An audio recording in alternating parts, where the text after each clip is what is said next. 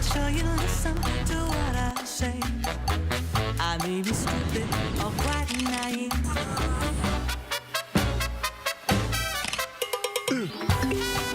끝없이 쏟아지는 포토스팟. 휴대폰 한 대로 감당할 수 있겠니? Arrow straight through my heart.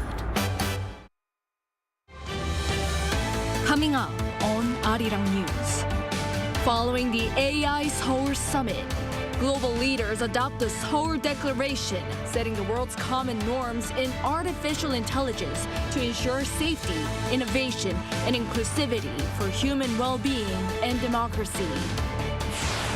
The South Korean government says they're willing to hold talks in any form and whenever with the doctors, but without any unrealistic conditions, including a complete reevaluation of the medical school admissions hike.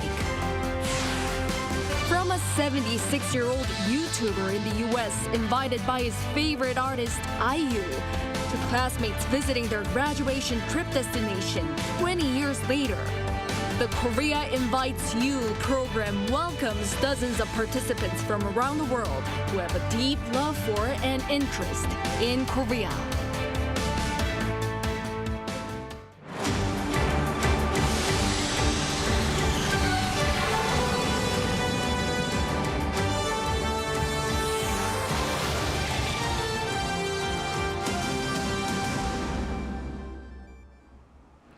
Good evening. It's 9 p.m. here in Seoul.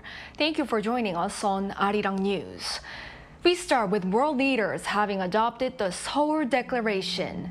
It came after a two-day AI Seoul Summit hosted by South Korea and the UK, where global powers discussed ensuring the safety, innovation, and inclusivity of artificial intelligence. Our correspondent Oh Soo-young begins our coverage tonight. South Korea, the United Kingdom, the United States and other world powers have called for stronger global cooperation to advance safety, innovation and inclusion in artificial intelligence to further human well-being and democratic values. This came in a joint Seoul Declaration following the AI Seoul Summit co-hosted by South Korea and the UK. On Tuesday evening Seoul time, President Yoon and British Prime Minister Rishi Sunak chaired the first closed-door session online, attended by the leaders of the Group of Seven Nations and Singapore, and the Vice Presidents of the United States and the European Commission.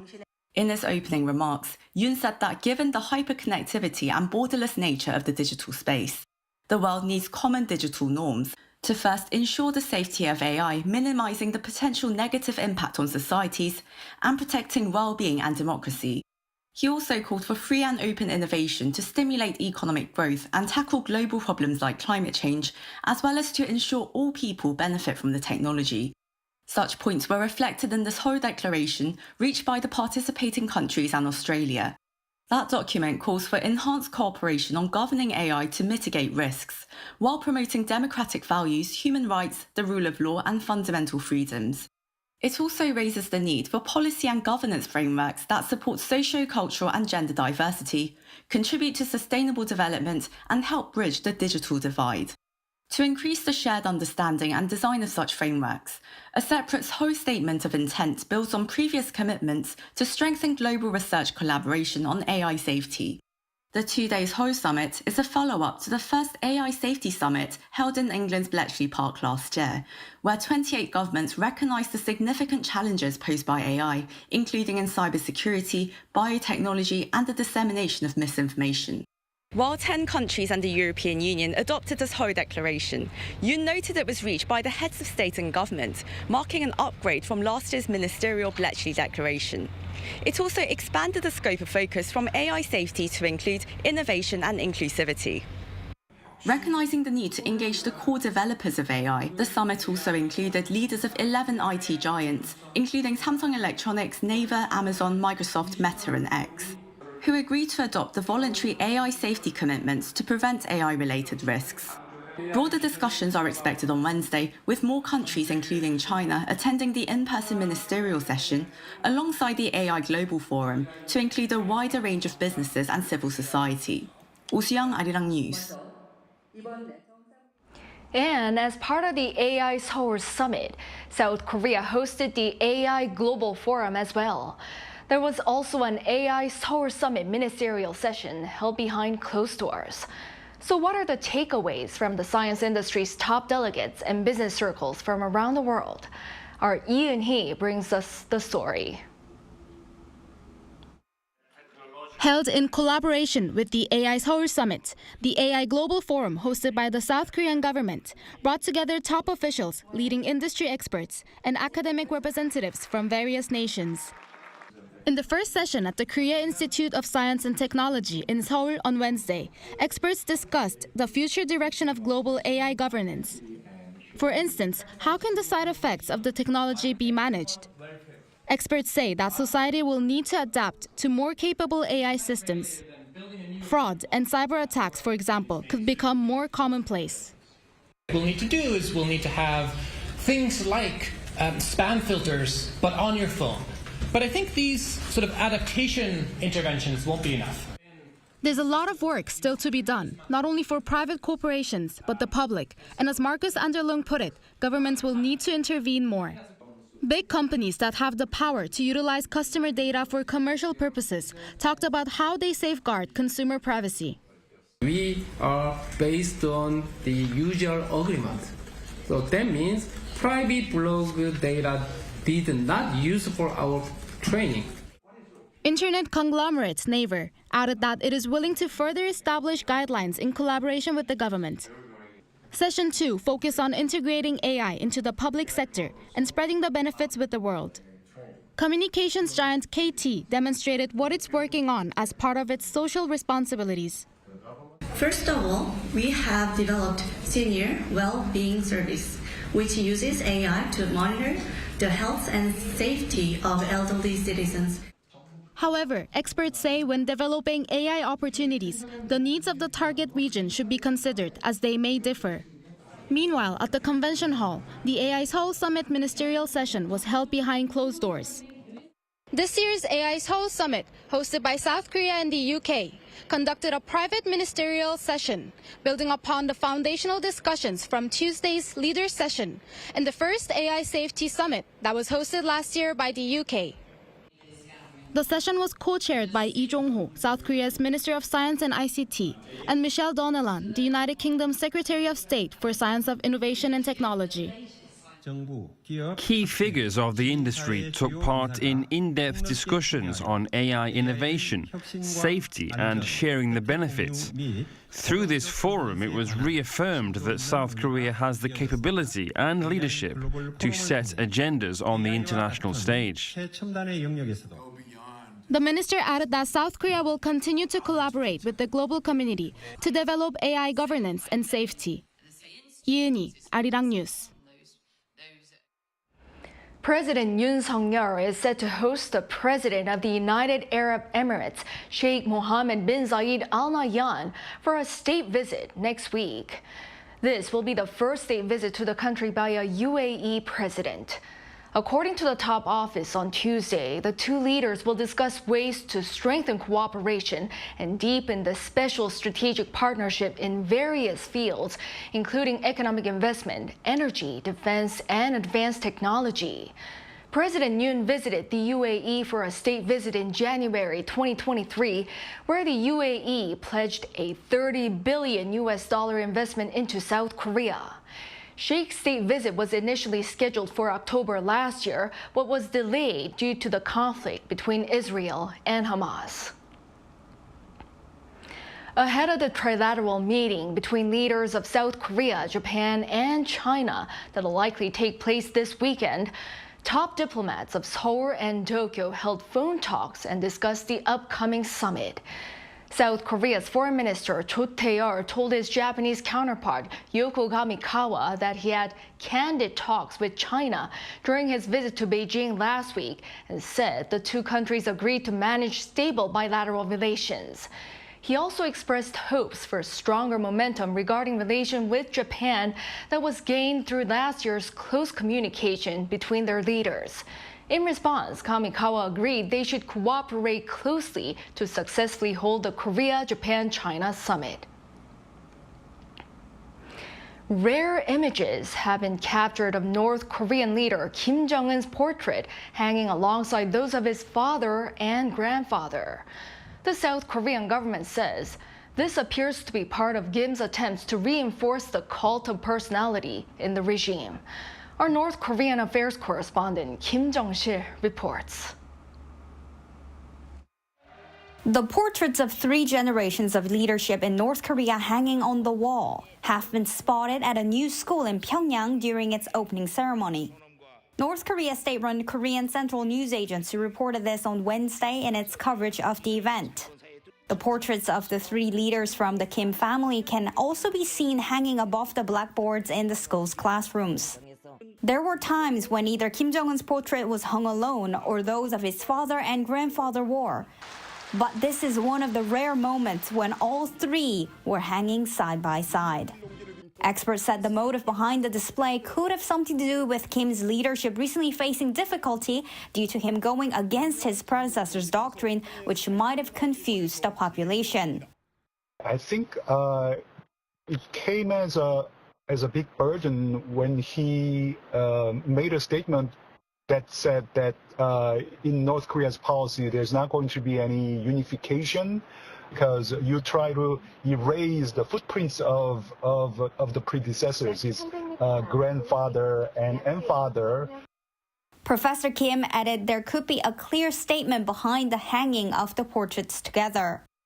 He wants to portray, impart this message that it's not like he's going to eliminate footprints, heritages of his predecessors. Rather, he cherishes the achievements that his predecessors made.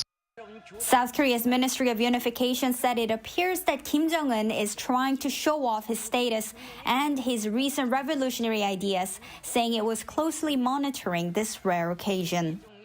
Kim Jong-sil, Arirang News. Russia has started exercises simulating the launch of tactical nuclear weapons, as earlier announced by its authorities. It's seen as Moscow sending a message toward the West amid the war in Ukraine. Our Lee Seung-jae has more. Russia's Ministry of Defense announced Tuesday that under the instructions of Russian President Vladimir Putin, the first phase of tactical nuclear drills has begun in Russia's southern military district. The military drills, which are also taking place near Ukraine, simulate the use of nuclear weapons. The move is a response to what Moscow says are threats from the West and a message not to escalate tensions any further. The ministry explained that the tactical nuclear drills include training using the Iskander short-range ballistic missiles and the Kinzhal hypersonic missiles, which are capable of carrying nuclear warheads. Earlier this month, Putin ordered the defense ministry to prepare training to test the use of tactical nuclear weapons after the Kremlin took issue with comments made by French President Emmanuel Macron, who mentioned the possibility of sending troops to Ukraine. They also slammed British Foreign Secretary David Cameron, who said that weapons provided to Ukraine could be used to strike the Russian mainland. During his Victory Day speech earlier this month, Putin warned the West that its strategic forces are always ready for combat at all times and indicated that Russian and Belarusian forces have begun joint preparations for tactical nuclear weapons training. Russia's defense ministry on Tuesday released footage showing trucks carrying missiles to a field where launch systems had been set up. The military drills are taking place in Russia's southern military district in Rostov-on-Don, near the Ukrainian border, as well as the Donetsk, Luhansk, Zaporizhia, and Kherson regions, which Russia claims were newly incorporated during its special military operation against Ukraine. Lee Seung-jae, Arirang News. Tens of thousands of Iranians gathered in Tehran to mourn the late president and other officials who died in a helicopter crash over the weekend. Although many turned out to mourn the late president, the sudden death sparked mixed reactions in Iran. Our Bae Eun-ji has the details. Mourners in black gathered in Tehran on Wednesday, some holding photos of the late president Ebrahim Raisi. Raisi's body was flown in from Tabriz, the closest major city to the remote crash site. Iran's supreme leader, Ayatollah Ali Khamenei, attended the funeral and performed prayers. Hamas chief Ismail Haniyeh and top leaders of Iran's paramilitary Islamic Revolutionary Guard Corps were also at the funeral. It took place after Iran on Monday declared 5 days of mourning. Although many Iranians are mourning the late president, his death comes amid widespread public anger over worsening living standards and tightening political control. The New York Times said some even welcomed the loss, as the 63-year-old was seen as a key figure who oversaw the executions of dissidents and used violence to suppress and kill protesters. The BBC also reported that there was a sharp contrast in the reactions, with opponents celebrating Raisi's death as good news, but added many Iranians do not believe much will change, as the country's supreme leader holds ultimate power. Raisi was known for enforcing brutal crackdowns on protests over repressive laws, such as the mandatory hijab rules. Mass protests went on for months in Iran starting in late 2022 over the death of a 22-year-old woman, Mahsa Amini, who had been detained over allegedly not wearing a hijab. Following Raisi's death, there were jokes and sarcastic comments on social media, as well as photographs of protesters who were killed or maimed 2 years ago. Videos of fireworks in several cities across Iran were seen online, and some posted videos of themselves dancing in the streets. Raisi's body will be transferred to his hometown of Mashhad in eastern Iran for burial on Thursday. Peunz, Arirang News. Now moving on to the medical dispute in South Korea.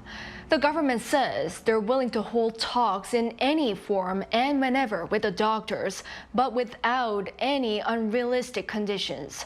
This comes as one of the country's largest doctors groups expressed a willingness to engage in conversation with the government. Our Lee Soo-jin tells us more.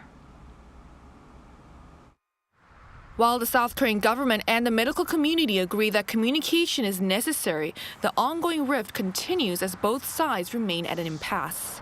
The Korean Medical Association, along with other doctor organizations as well as medical school professors, held a closed-door meeting on Wednesday afternoon to discuss the ongoing medical dispute.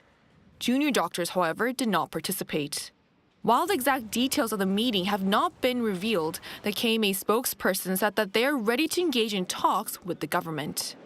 The second Vice Health Minister, Park Min-soo, responded by saying that the government is also willing to engage in talks, but stressed that the government is unable to accept what he called unrealistic conditions set forth by the medical community, which include a complete re-evaluation of the admission quota plan. Since they've said that we will once again try contacting them and try to set up a date to hold talks. We hope that they are willing to hold talks without any conditions. We once again stress that the government is willing to hold talks in any form whenever. A willingness to engage in talks whenever, as long as the medical community presents a reasonable and unified plan, was echoed by Prime Minister Han Duck-soo in a meeting held earlier in the afternoon. But it remains unclear whether this recent development will lead to a breakthrough, because as of Monday, only 5.1% of the total junior doctors in the nation returned to work, despite it marking 3 months since their absence began. Under the relevant law, junior doctors are only allowed up to 3 months off to qualify for the specialty certification exam the following year. Prime Minister Han also said that 16 out of the 32 medical schools have completed amendments to their medical school admission plans for next year, with the government also pledging to work closely with the remaining schools. The Korean Council for University Education will hold a University Admissions Committee meeting this week where it will review and approve the amendments submitted and announce the new admission guidelines next week. And to address the ongoing shortage of doctors at hospitals, the Prime Minister also pledged to dispatch 120 more doctors from military hospitals starting Thursday, in addition to the 427 military and public health doctors that have already been deployed. Lee Soo-jin, Arirang News. On the cultural front, with this year being Visit Korea Year designated by the government, there's much to enjoy if you're interested in visiting the country.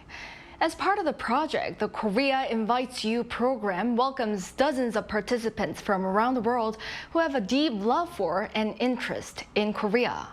Our cultural correspondent Song Yu-jin brings you this story. It's a dream come true for Zev Ted, a 76-year-old YouTuber and former programmer. Popular for his Korean drama reviews and songs by his favorite artist, IU, which led IU to invite him to a concert in July, Zev is currently visiting Korea. Though he's visited Korea before, this trip is particularly special. I can't tell you how happy I am. I'm absolutely thrilled. You know, I got here at 4:30 in the morning this morning, but I'm too excited to lie around in a hotel room. Okay, they said, oh, take a rest and come for the luncheon. No, I'm not going to miss anything. Zev is among the 49 invitees in the Korea Invites You program organized by the Culture Ministry and the Korea Tourism Organization. So among the more than 77,000 applicants from 185 countries and receiving recommendations from overseas branches of the Korea Tourism Organization, 49 people were chosen for the Korea Invites You program, a 5-day trip to Korea where they'll get to experience Korean culture firsthand. We organized this program as part of the 2023 to 2024 Visit Korea year. Our goal was to invite people from around the world who have a deep love and interest in Korea, as well as those with unique stories connected to our country. We want to show our appreciation for their ongoing support and share new and exciting aspects of Korean culture with them. Take Chunny Chen, for example.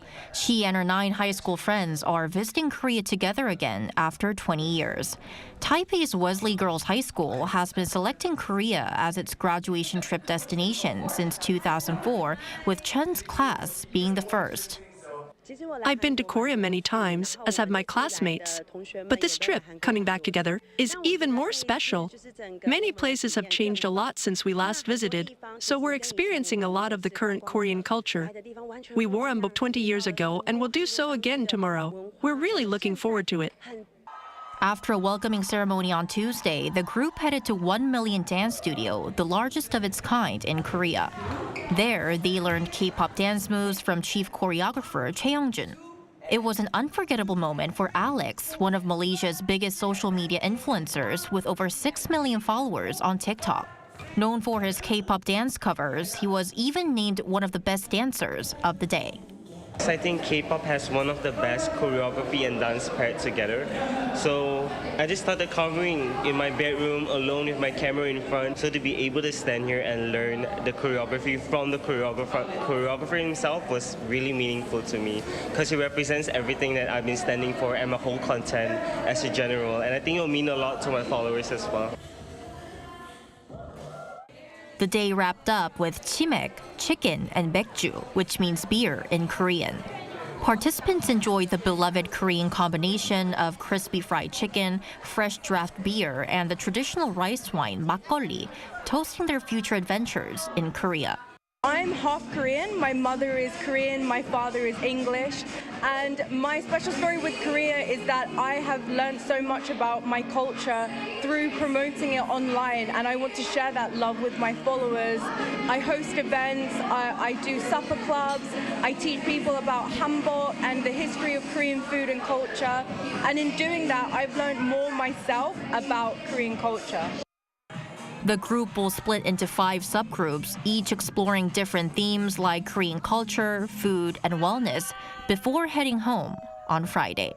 송유진, Arirang News.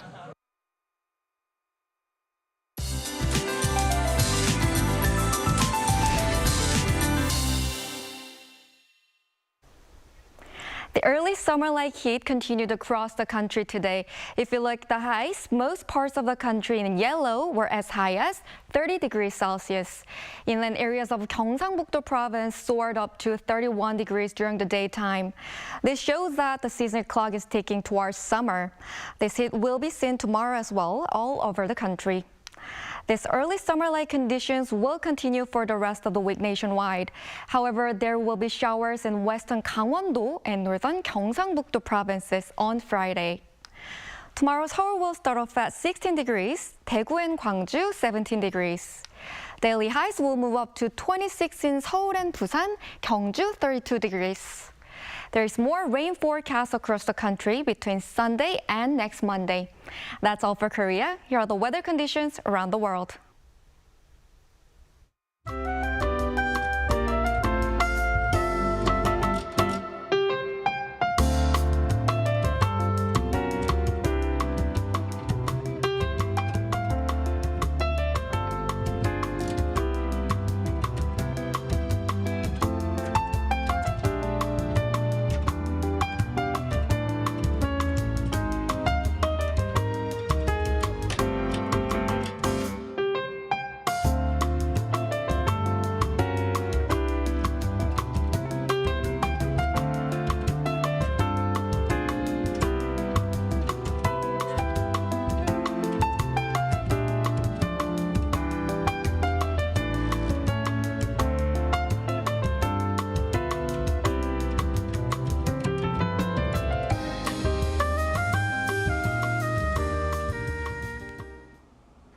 Well, that is all for this newscast tonight. Thank you for watching.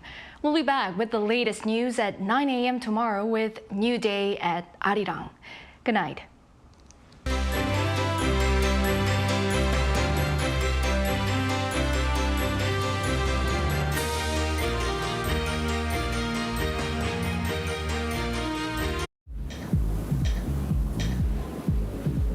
Welcome